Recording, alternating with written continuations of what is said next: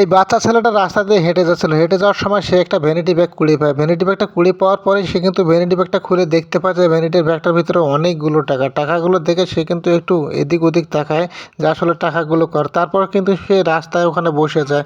ঘন্টার পর ঘন্টা চলে যায়।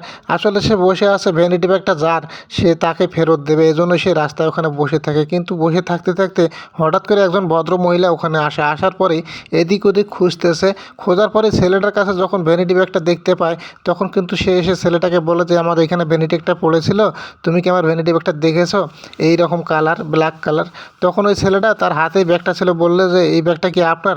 তখন কিন্তু মহিলা বলে যে হ্যাঁ এই ব্যাগটাই তো আমার, তুমি এই ব্যাগটা পেলে কোথা? তখন কিন্তু সে খুশি হয়ে ছেলেটাকে কিছু টাকা দিতে চায়। ছেলেটা বলে যে না, টাকাগুলো আমার নেওয়ার প্রয়োজন নাই, আমি টাকার জন্য এখানে বসে নাই, আমি অনেক ঘন্টা ধরে এখানে অপেক্ষা করতেছি, ভ্যানিটি ব্যাগটা মূলত যার তাকে ফেরত দেবো। তখন ওই ভদ্র মহিলা বলে যে তুমি এতক্ষণ সময় নষ্ট করলে, তোমাকে তো কিছু টাকা পয়সা দিতে হবে। ছেলে তখন বলে যে আমার টাকার প্রয়োজন নেই, আমি আপনার জিনিসটা আপনার কাছে আমানতভাবে পৌঁছায় দিতে পেরেছি, এটাই কিন্তু অনেক দামি একটা বিষয়।